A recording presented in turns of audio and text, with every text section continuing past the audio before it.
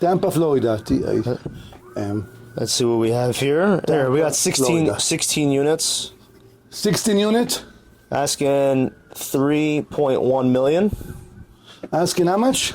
3.125. 3.12. Wow, 5 million. 3.125 comes out to 195,000 a door. 195 a door? And it says it's a 6.2% cap per door. What cap? 6.2%. 6.2% cap. Yeah. By the way, for those of you who don't know what cap mean, they take the income, deduct the expenses. Now the net operating income divided by the purchase price give you the cap rate.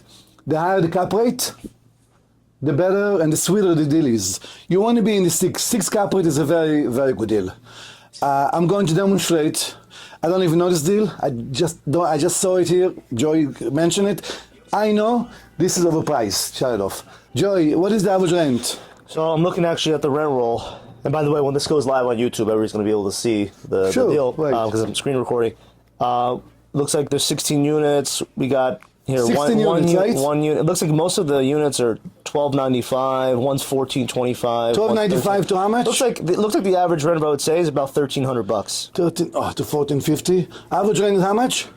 About $1,300. $1,300 average rent. By the way, the unit mix is 1 bedroom, 1 bathroom. That's it. All one ones. Average rent. Okay, $1,300 average rent. I'm gonna go back to the previous right now. So you tell me it's $185 a door. $195 a door. $195 a door. Okay. Where is this? Did you go back? Yeah. There you go. $195 a door. My unit. How much my unit? To $1,300. Ladies and gentlemen, $1,300 average rent. Translate. It's a 1% rule. Translate to $130 per door. $125, $130 a door. Joey, $130 a door times 16 units. How much? That is $2,080,000. So $130 a door times how many units? 16. 16. How much is that? $2 million? $2,080,000. Just a little. Yep. How much they're asking? They are asking $3,125,000. 3,125. My price to get in here is $2,080,000. Now, keep in mind, folks, $2,000,080. That's market price. What does it mean, market price? You pay $2,080,000 for it, okay? It's not going up anytime soon, unless you're able to increase the rent from $1,300 to $1,400, $1,500, $1,600 a month. What does it mean, Joey? Which mean, forget about 3,125, totally out of range, okay? This property is overvalued by at least $1 million. And ladies and gentlemen, this advice I'm giving is free. I don't want money for it, okay? I'm here to help you not to make a mistake. I'd rather go out to buy a car, buy a Ferrari for $400,000, give it back next year or 2 years from now, lose $100,000. That's okay. You buy this, you pay full price for a 3.125, that's a money pit. End of story. Now, what should you do with this property? You're going to offer, the max you're going to offer, $2 million. And even then, by the way, when you offer $2 million for this property, I want you to have a game plan. I want to make sure that this rent of $1,300 a month rent, $1,300 a month rent, can go to $1,500 a month, okay? By how do you do that? You have to make sure the comps are there. You have to make sure the property in the surrounding area, you can demand $1,500 a month rent. Now, that's one thing. One bad thing I don't like about this deal, all 1 bedroom. Correct. This is all 1 bedroom. I don't like it. I don't like $2,080,000. For me, my price, 1.5. So you want 50 cents on the dollar. Why am I saying that? So you're not going to buy any property? Yeah, you're not going to buy. Make lowball offer everywhere. I don't want you guys to lose money. You pay $1.5 million, you're in the money. You are in the money, you're making money. You're paying $2 million, you're okay, you're paying, it's a market price. You're not going in. Very difficult to unload all 1 bedrooms. Nobody wants that. There's no upside. A property, by the way, that's the key. One key about multifamily, you need to have a good mix of 1, 2, and 3. Just yesterday, I got a phone call from Mr. Luke. He's a top broker in Florida, Jacksonville. 180 unit, all studios. 60 a door, beautiful thing, right? 60 a door, all studios. 60,000. 60,000 a door, all studios. So let me ask you, where's my upside? Oh, is the guy that's like, yeah, you're gonna make about 70% cash on cash. I'm not interested. That's not gonna get me to the next level. I can put the money in the bank to get 5%, 6%.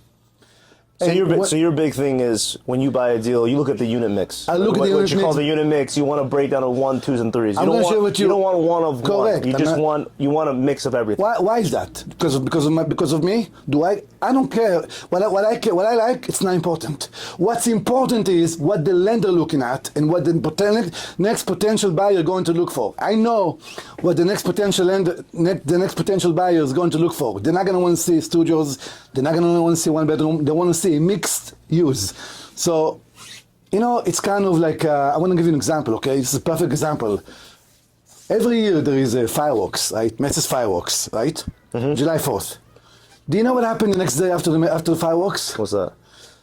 Macy's is getting ready for another year of fireworks the following year. What does it mean? The same thing here. When I buy a property, when I close on a property, my mindset is I have to get rid of it in form of refinance, so I can get my money back or sell it. When I overpay for a property, if I pay for this property $3 million, I'm SOL.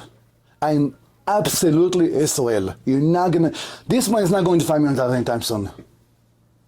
So it's extremely important, not what I like, what makes me happy, what turns my lender. First of all, I want to make sure the lender is happy with what I'm buying. And more important, the most important thing, what's the game plan? Execution, what happened to the property after a year from now when it's time to unload the property? Let me ask another question. I'm sure other people have, their questions too. By the way, we're going to be taking questions at 11 o'clock. 11 o'clock, we're going taking question live. Yes. But another question people would want to know is, how many units should you start with? If you're a beginner, you want to get involved in multifamily. Should I buy 15 units? Should I buy 100 units? Do I buy 1 unit? Do I buy 4 units? What's the optimal about? I think the better question is how much cash does the person work with? So if you're working with $100,000 cash or $500,000 cash, it's a big difference. Yes? So if you're working with $100,000 cash, you're probably going to end up buying a single family house and fix it, get rid of it, sell it, and add more cash to your portfolio. Go up. So now your $100,000 potentially become $150,000, and do another one. Now you become $200,000, $250,000, $300,000, until you have enough cash to buy multifamily. But if I have $100,000, let's say, right, and I only have access to single-family homes, really, maybe a duplex I have access to, right? Right. Because my $100,000 can maybe get me $500,000, right? Yes. Based on like correct. A 20% equity down payment. But okay, don't be a fool. Do not jump on the first opportunity. I rather you keep your money in your pocket. The other day, somebody came live and said, listen, I'm itching to buy. I said, don't do it. That's the worst mistake investor going to do, because I'm itching. I need to buy something. Terrible thing. Not a good mindset. If I had 100,000, let's say, or even 50,000, but I really like multifamily. I'm a beginner. I like multifamily. Right. I don't have access to these deals. I'm not like you. I don't have the credit. I don't have the net worth, right? I don't have this lifestyle. You need to hook up with somebody with credit. And so you're saying maybe find someone in the market who is looking to have investors come in with them in a project. Correct. And maybe I can get access to 50 units, 100 units, 150 down the road, correct. Right. But I rather you learn your we're going to make mistakes. That's the name of the game. It's okay to make mistakes, but you want to keep your mistakes low and your winners bigger. In order for us to learn, I don't care how much videos you're going to watch, how much YouTube you're going to learn, how much you're going to listen to real estate. Eventually you're going to make a mistake, but I want your mistake to be very small. So practice on a small property before you go to the next one.